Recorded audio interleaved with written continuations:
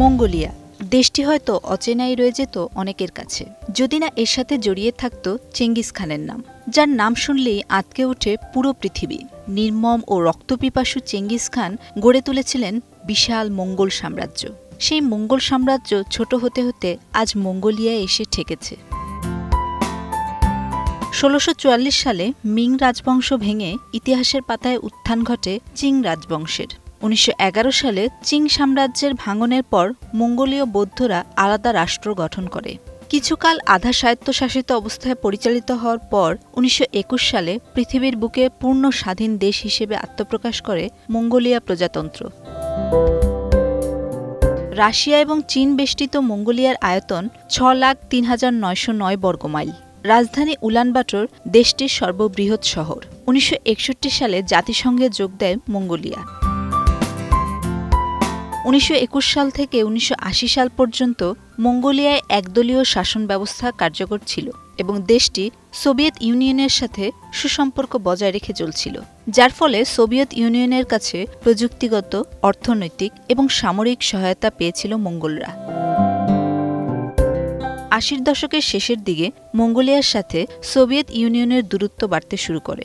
এ সময় বিশ্ব ব্যবস্থায় সোভিয়েতের চাইতে মার্কিন মৌলিপনা বাড়ছিল, তাই মার্কিন যুক্তরাষ্ট্রের সাথে কূটনৈতিক সম্পর্ক স্থাপন শুরু করল মঙ্গোলরা। ১৯৮৯ এবং ৯০ সালে গণতন্ত্রপন্থীরা মঙ্গোলিয়াতে বিক্ষোভ শুরু করে। ৯০ দশকের শুরুতে মঙ্গোলিয়ায় বড় ধরনের পরিবর্তন আসে। নিরপেক্ষ বহুমুখী নির্বাচন, জোট সরকার, নতুন সংবিধান, সাংস্কৃতিক ও ধর্মীয় স্বাধীনতা সহ মঙ্গোল জাতীয় ঐতিহ্যের উপর আরও জোর দেয় দেশটি। বর্তমানে মঙ্গোলিয়ার রাজনৈতিক ব্যবস্থা সংসদীয় গণতন্ত্র দ্বারা পরিচালিত। মঙ্গোলিয়ায় কোনো সমুদ্র সৈকত নেই। ছোট বড় অসংখ্য পর্বতের মাঝে মাথা উঁচু করে দাঁড়িয়ে আছে আলতাই পর্বতমালা। সম্পূর্ণ স্থলবেষ্টিত দেশটির বিস্তীর্ণ এলাকার অনেকখানি তৃণভূমি। অধিকাংশ মানুষই যাযাবর এবং বিস্তীর্ণ খোলা প্রান্তরে পশুপালনই তাদের একমাত্র জীবিকা। মঙ্গোলিয়ার অর্থনীতি বর্তমানে খনিজ খনন, প্রাণী সম্পদ, পশুপণ্য এবং বস্ত্রের ওপর নির্ভরশীল। খনিজ সম্পদের মধ্যে তামা, টিন, স্বর্ণ, মোলিবডেনাম এবং ফসফেট অন্যতম।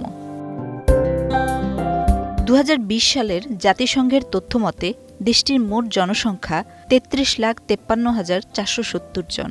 মাথাপিছু আয় প্রায় $১৫,০০০ মার্কিন, যা বাংলাদেশের প্রায় দ্বিগুণ। জাতিসংঘের হিউম্যান ডেভেলপমেন্ট ইন্ডেক্স অনুযায়ী জীবনযাত্রার মানের দিক দিয়ে মঙ্গোলিয়ার অবস্থান ৯৬তম। ২০২৩ সালের মে মাস পর্যন্ত মঙ্গোলিয়ায় রফতানি থেকে আয় হয়েছে প্রায় $১২২০ মিলিয়ন মার্কিন। এ সময় আমদানি বাবদ খরচ হয়েছে প্রায় $৮০২ মিলিয়ন মার্কিন। ২০২২ সালের ডিসেম্বর পর্যন্ত জিডিপি $১৬.৮১ বিলিয়ন। হাজার বছরের ঐতিহ্যকে ধরে রেখে বাহন হিসেবে উট, ঘোড়া এবং গাধায় চড়ে মঙ্গোলীয়রা। এছাড়া পূর্বপুরুষের ঐতিহ্যকে ধারণ করে ছোট ছোট তাঁবুতে বাস করে দেশটির মানুষ।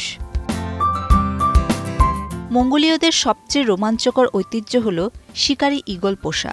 আলতাইয়ের নিষ্ফলা ভূমিতে বিশেষ আদিবাসী জনগোষ্ঠী বাস করে। বহুকাল আগে থেকে কাজাখস্তান থেকে তারা এখানে বসবাস শুরু করেন, তাই তাদের নাম কাজাক। তাদের মাথায় থাকে শেয়ালের চামড়া ও পশমের তৈরি এক ধরনের বিশেষ টুপি, আর দেহে থাকে ভেড়ার চামড়া ও পশমে তৈরি বিশেষ পোশাক। শুধুমাত্র প্রাচীন ঐতিহ্যকে ধরে রাখতেই তাদের এই বৈচিত্র্যময় পোশাক পরিধান।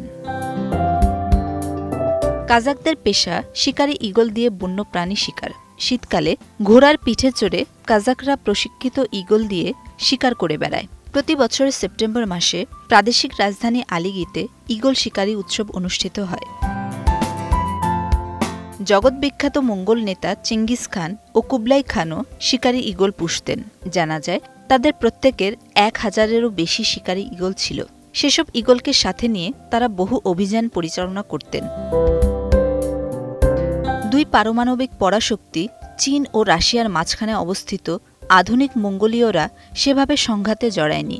দেশটির রয়েছে নিজস্ব অলিম্পিক, যাকে বলা হয় নাদাম উৎসব। সাংস্কৃতিকভাবে এই উৎসব দেশটির সবচেয়ে বৃহৎ ও ঐতিহ্যবাহী উৎসব। নাদাম উৎসবে রয়েছে সুদীর্ঘ ইতিহাস। প্রাচীনকালে মঙ্গল রাজা ও সামরিক নেতারা সৈন্যদের মনোবল বাড়াতে এবং বছরব্যাপী প্রশিক্ষণের একঘেয়েমি কাটাতে সেনাদের মাঝে কুস্তি, তীর নিক্ষেপ এবং ঘোড়দৌড় খেলার প্রতিযোগিতার আয়োজন করতেন। 1206 সালে মঙ্গল সাম্রাজ্যের প্রতিষ্ঠাতা চেঙ্গিস খান ক্ষমতা হাতে নেয়ার পরও এই উৎসব চলমান রাখেন। নাদাম উৎসব মঙ্গোলীয়দের জাতীয় সংহতি ও ঐতিহ্যের প্রতীক। এই উৎসব মঙ্গোলদের গৌরবোজ্জ্বল অতীত স্মরণ করিয়ে দেয়। মঙ্গোলীয়রা এই উৎসব উদযাপনের জন্য প্রায় 2 সপ্তাহ ছুটি পেয়ে থাকেন।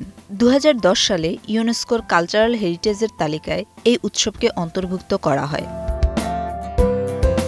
মজার ব্যাপার হল, ইতিহাসের সবচেয়ে নির্দয় শাসক হিসেবে স্বীকৃত চেঙ্গিস খান মঙ্গোলিয়াদের জাতির পিতা। মঙ্গোলিয়ার প্রতিটি শহর, বন্দর ও রাস্তাঘাটে চেঙ্গিস খানের ছোট বড় অসংখ্য ভাস্কর্য এবং ছবি রয়েছে।